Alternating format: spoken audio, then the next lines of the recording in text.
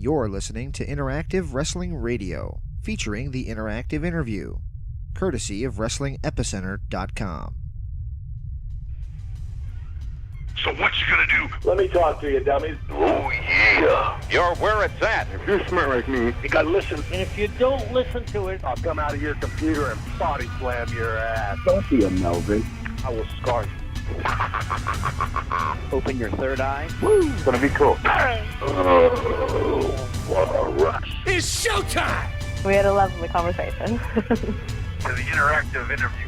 Interactive wrestling radio. The Epicenter.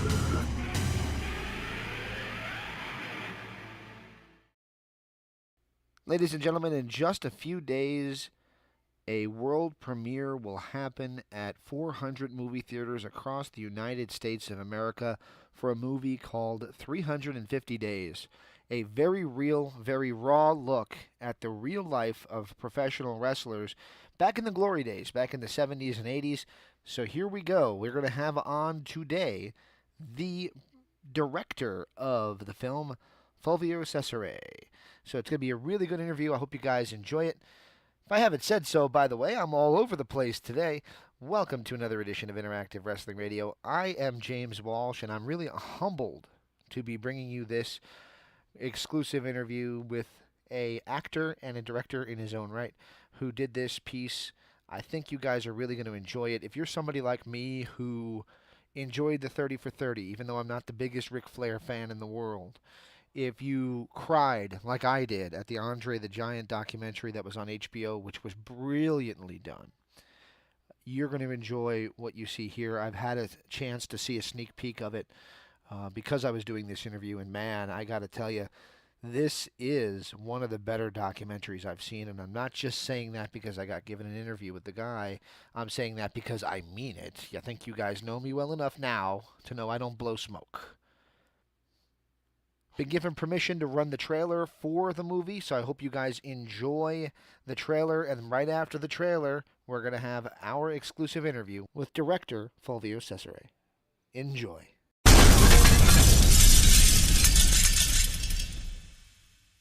This is Bret the Hitman Hart, and you're listening to the interactive interview. Championship Wrestling from Arizona. It's the biggest man in professional wrestling. Producer, Peter Avalon. And I just got word of the biggest news of my career. Sunday, July 8th at the world-famous Nile Theater. It's going to be me versus the NWA World's Champion, Nick Aldis, for the NWA Championship. Nick, I'm no stranger to championship gold. I am the longest reigning Hollywood Heritage Champion at 672 days. The first day I won that belt was the best day of my life. When I lost that belt was the worst day of my life. July 8th, Nick, is going to be the worst day of your life because you're going to lose the NWA World's Championship to the biggest man in professional wrestling. It's going to be PPA all day. This is a Superfly Jimmy Snuka. Thank you for having me on your radio dial.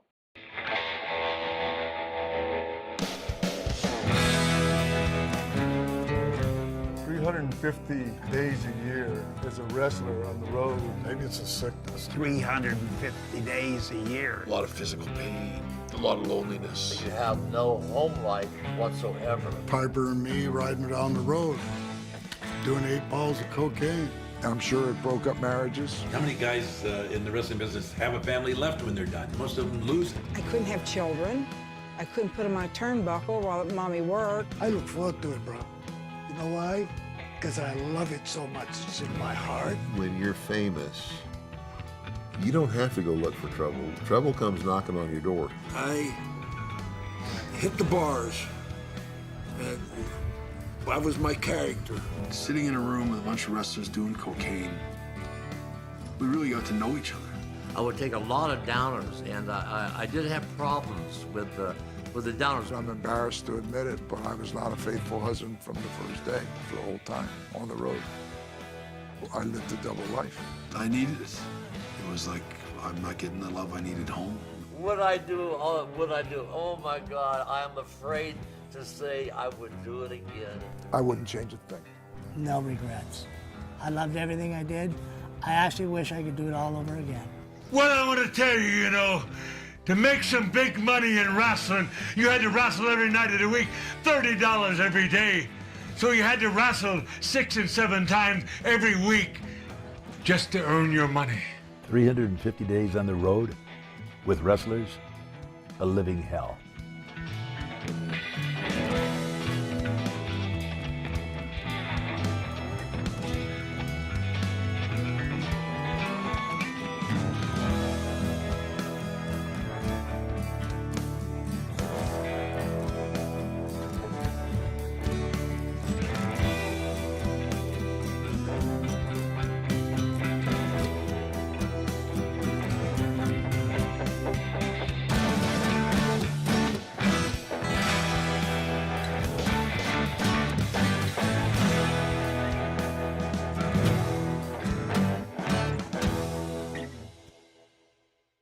Welcome back to Interactive Wrestling Radio, right here on WrestlingEpicenter.com.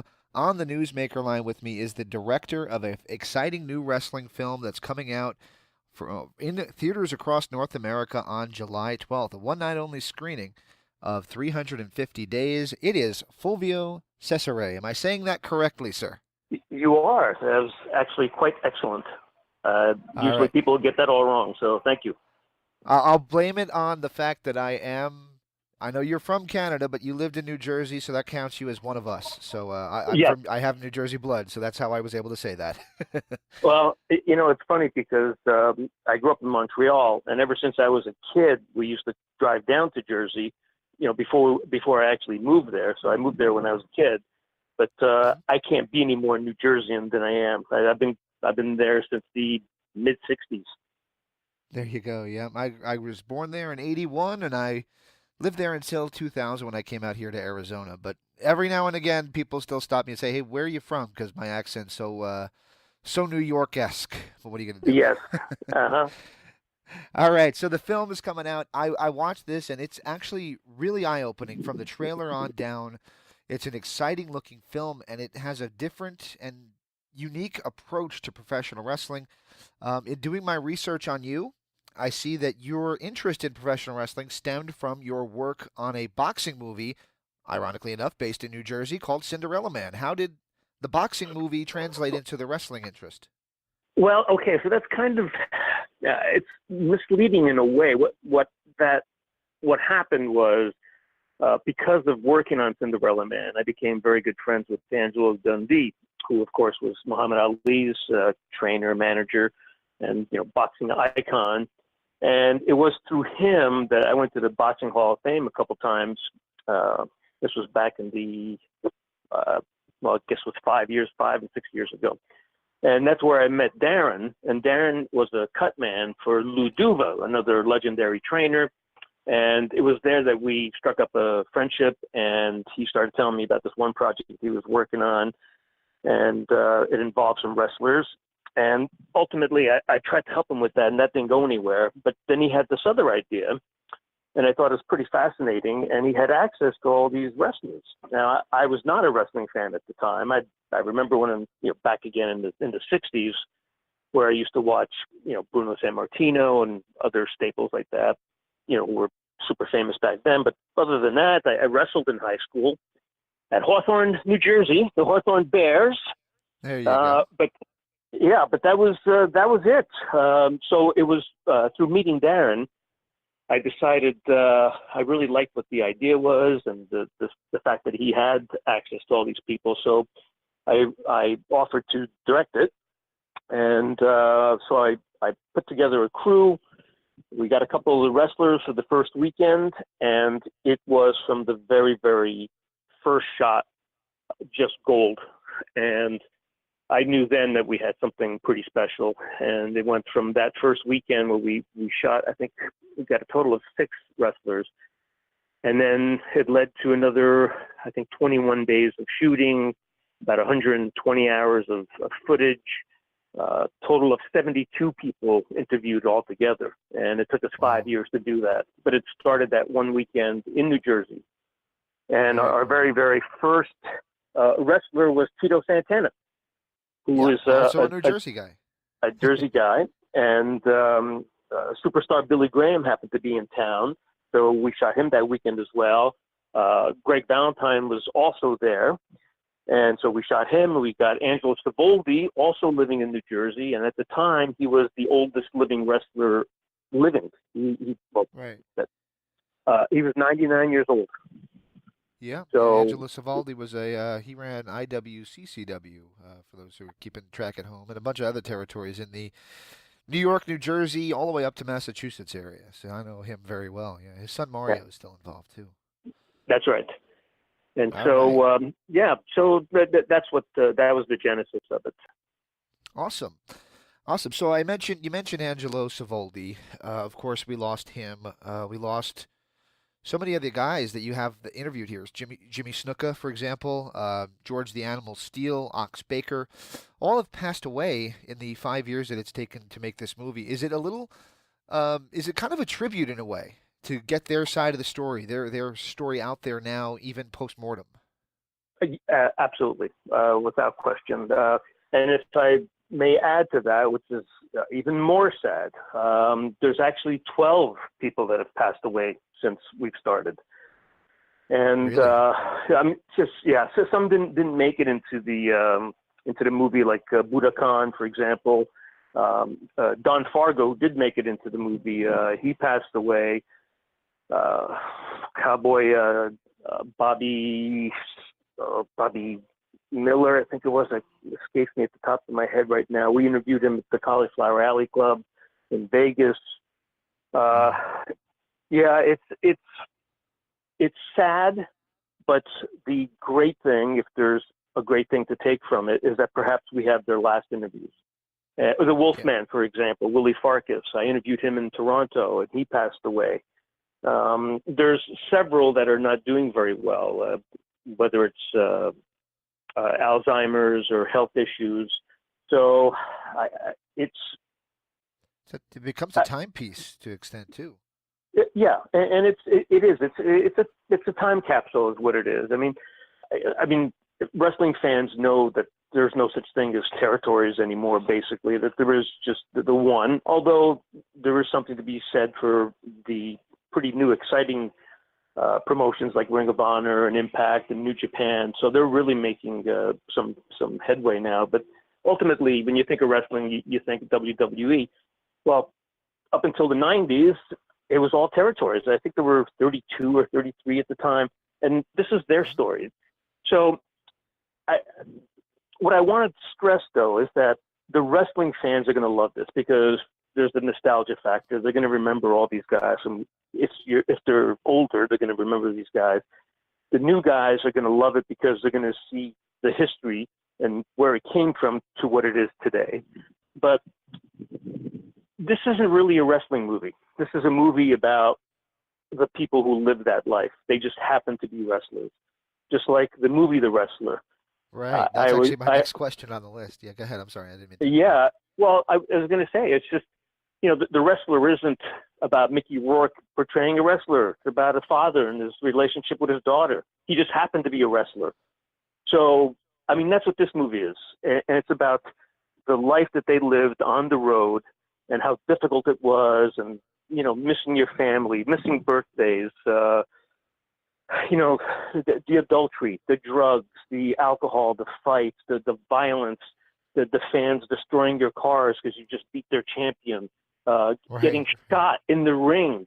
Could you imagine, unless you're a soldier or, a firefighter or a cop, you wouldn't expect to be shot on the job, and especially not as a wrestler, and yet it happened. Donnie Fargo, he got shot just below his knee. If it had gone a little higher, he would have been paralyzed. Dave O'Hannon was saying how he got cut by a razor in the ring, and he didn't know until he got backstage that his bicep was hanging off his arm. It's like, wow. That's pretty intense stuff, and I don't think a lot of the fans know that and how difficult that life was. And that they think how glamorous it must have been, flying around and doing all these shows. No, they got in cars sometimes packed to 10 people to a van, and they'd have this thing called bologna blowout because they couldn't afford much food, so they'd buy a loaf of bread and some bologna. I mean, that was the lifestyle. So I think it's going to be pretty eye-opening. Absolutely. And you did a good job with the trailer itself. I mean, my wife, I'll give you an example. My wife came to me and she said, I can't believe they got Bret Hart talking about his problem with cocaine. She's like, I didn't even know he was on cocaine at any point. So it's kind of really an extreme, close-up look at some of the guys that were the biggest stars in professional wrestling talking about very real problems. And the one thing that I take away from this that is so great, I'm so grateful, is it was so candid. It was so honest. These guys, they're leaving their history. They're not, they're not sugarcoating anything. There's no WWE bashing here. It is telling their life. There's no choosing sides. This is like a true documentary. We were just documenting their life. Sorry, how did you get them to do that? How did you get them to do that, to be so open and honest? And was there any question that maybe you asked that maybe they were like, I don't want to talk about that? Not one of them did that. Every single one of them. Well, I made sure, first of all, that they were as comfortable as can be. We had some pretty great locations. And so the first thing is putting them at ease, to make them know that we're, whatever you want to talk about is totally fine. We're not picking any sides. We don't want to hear, if you don't like the WWE, if you want to mention that, that's great. We want to know about what was life like on the road. And that's what they told us. And along the way, well, there's talk about steroids, there's talk about drugs, there's talk about infidelity, there's talking about missing your kids. It was just so honest. Yeah. In fact, I think it's so honest that we mentioned WWE, that there's a possibility they might not be huge fans of this aspect of the story being told. Now, that said, The Wrestler, we talked about the Mickey Rourke movie, was initially ignored and kind of through press releases shunned by WWE, and then when it got popular, then, oh, hey, they're interested. What do you think the potential is for WWE's interest in this movie, or do you even really care about that? Well, it's not a question of caring. We were very, very clear and specific about that. I have absolutely nothing against Vince McMahon. The man's a genius. He's a great businessman. He's done so much good for the industry. So how can you? There may be personal beefs between the wrestlers and him, but not with me. So my job as a director is just to tell the story. And so I did that. And I think the story is very touching. It's moving. It tells, it documents what these guys went through.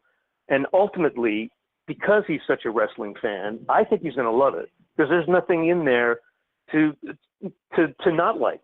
Even them talking about the drugs and all that, talking about steroids. Well, we all went through that they all know and how bad it was. But now they're actually telling you that there's nothing to worry about anymore. So they're telling you what it was like. Having to get up in the morning and then do your speed and taking downers at night because you just traveled 300 miles, you wrestled for $30, and then you hit the bars, and that was their life. And so they're telling you, what was it the right thing to do? Did it hurt? Was it Vince's fault? Of course not. It's what they were doing. That everybody was doing it. So I'm just bringing it out into the light. And it's what they want told. It's their story.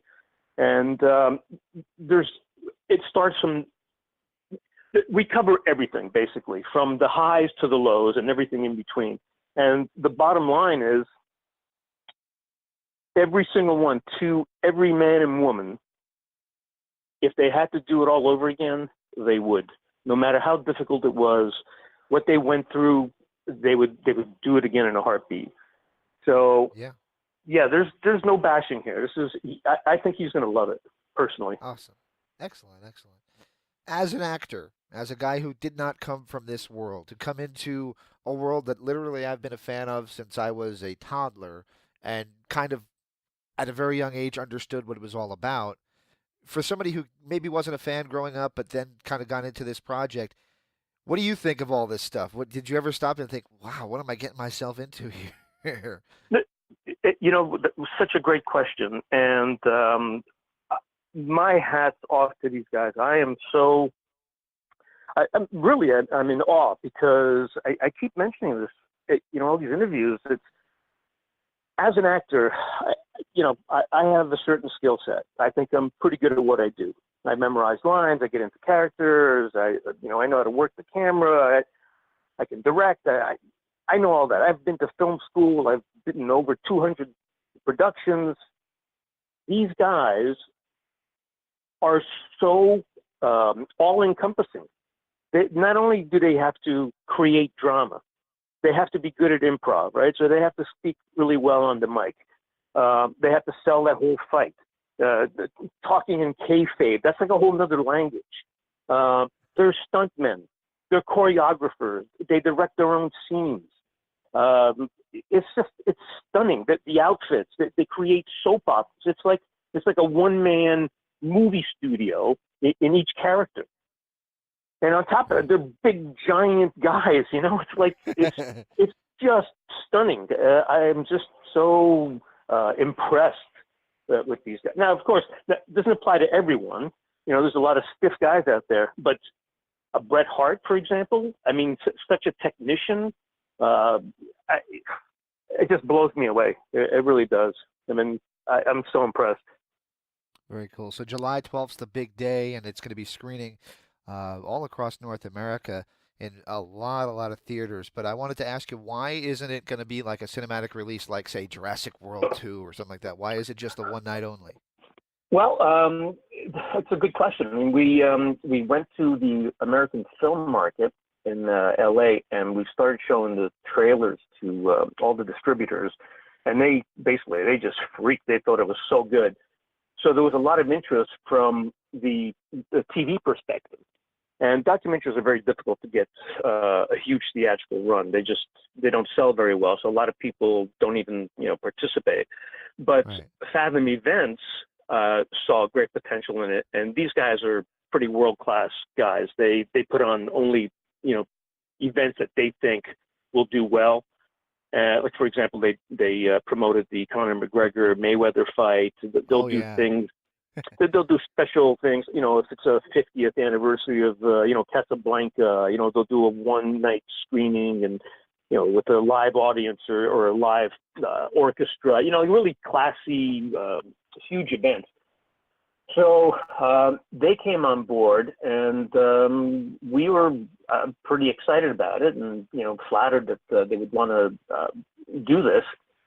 And so we did, and it's a small independent documentary, and it's getting this big rollout, 400 theaters across the country. I think that says a lot. That's pretty impressive. Yeah. And also, I'd like people to know that we're actually having two premieres that night.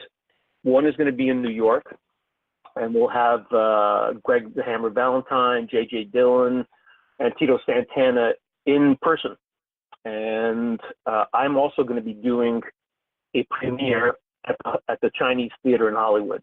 And I've got, and I've got a crazy array of guests coming because it's Hollywood, right? So I've tried to invite as many actor, director friends of mine, but I've got martial artists, I got MMA people, I've got former WWE people. So I've got Judo Gene LaBelle, for example. I've got he's so awesome. I'm so glad that he's coming. I've got 5 of the original Glow Girls. I've got Benny the Jet, the legendary martial artist. Chavo Guerrero Jr. is coming. Rock Riddle, who was the original Mr. Wonderful back in, I think it was the 50s or 60s. I've got three of the Ring of Honor champs, Christopher Daniels, Frankie Kazarian, Scorpio Sky. I've got the former Crime Time, JTG and Chad Gaspard. I got Ernest the Cat. I've got Sabu and Super Genie Melissa Coates. It's just a crazy night, and I think both events are going to sell out. So I'm just so excited. All right. That's an incredible array of guys. You just come into the premiere. That's incredible. Yeah. I wanted to ask you. And I've got, sorry, go ahead.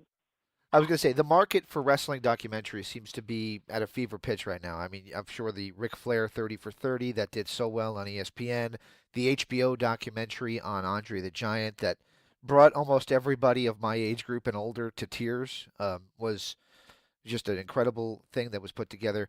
Is this just the right time now for a documentary on all of these guys instead of just focusing on one individual guy? Well, and thank you so much for bringing that up, because I did a lot of research before I started directing this, and I saw almost every documentary I can get my hands on, from the Glow Girls original one, and Lipstick and Dynamite, and Beyond the Mat. I mean, you name it. I loved the Andre the Giant one. I thought it was absolutely terrific. The Ric Flair. I saw one that they did in Canada, the CBC did, on Sweet Daddy Siki, and that was another excellent documentary. Here's the difference between ours and all of those, is that they did concentrate on one particular wrestler and talked about their lives. What makes this unique, I think, is that it's about the territory days. It's about the whole lifestyle. It's 38 people of 72 that I interviewed. It's not one wrestler. It's all these people talking about their lives. It's pretty epic, I think, in that scale. Very cool. So I'm going to let you go with just two more questions. I appreciate the time you've given me. It's a tie-in between wrestling and your acting career. I hate the wrestling term jobber. And I also hate what I guess would be the equivalent in acting of the word jobber, which is character actor. It just bugs me. I think, well, everybody's playing a character, right? But when somebody calls you a character actor, is that like a shot to the gut, or do you embrace such a term? Oh, God, I totally embrace it. I am a character actor. I take no offense to that. You have to remember, there's the leading man, and then there's the character actor. So I'm not the leading man, and I have absolutely no problem with that or issue. What I do, what I am the hired gun. I'm the guy that you hire to come in and make the leads look good. And I think I'm very good at it. Usually, if you have a director that doesn't say a word to you on set, you're doing well, because you're there to make his life easier. And that's what I do. I come in, I know my lines, I hit my marks, I've prepared, and we have good scenes, and then I move on to the next one. Those guys are there at the same show every day, whatever. I go to a different set. I work with different directors, different actors, different locations, different cities. I love it. I love being a character actor. And and within that context, yes, there's some things that are, a bit monotonous at times. I'm the guy, I'm Joe Exposition. I have to tell the audience, oh yeah, we found the gun on him, and I have to lead the story that way so that the audience knows what's going on, where the actor gets to really chew the scenery. So, but that's my job. That's what I signed up to do. I'm a storyteller, and I get paid to do it. So it's pretty awesome. Awesome. All right. So the final question is really not a question, but kind of a pitch for the movie. Any last thoughts that we haven't already covered on why a wrestling fan like myself, who's been a fan all his life, knows every single one of the guys that you've mentioned here, why we should be at one of those theaters, one of those 400 theaters on July 12th? Two words: heartfelt. This isn't some. This is a little indie documentary. This wasn't made to be making millions of dollars. We're truly telling the story of these guys' lives, especially because my partners were really big wrestling fans. I came on board. I've become a big wrestling fan. I think these lives are extraordinary. They shouldn't be forgotten. We've documented it, and we want the world to see them and to remember them. All right, 350 Days comes out July 12th at theaters across America. Can't wait to see it. Such a big fan of what you guys put together, from just the screener that I saw and the trailer, and I wish you guys the best of luck with the movie. Thank you so much. Thanks for your help and your support. All right. Take care, man. I appreciate your time tonight, and I hope you have a great run with the movie. It really does look good. Thank you, James. Appreciate it. Bye-bye.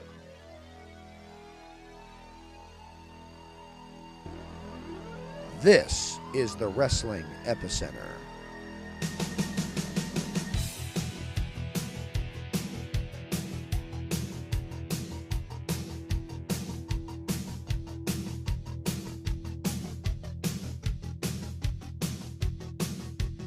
For over 15 years, we've brought you the top names in professional wrestling for exclusive interviews. Everybody you see here has been interviewed by our site. But we're more than just interviews. So be sure and check out WrestlingEpicenter.com for news, results, information, and of course our store. WrestlingEpicenter.com, your #1 source for wrestling information.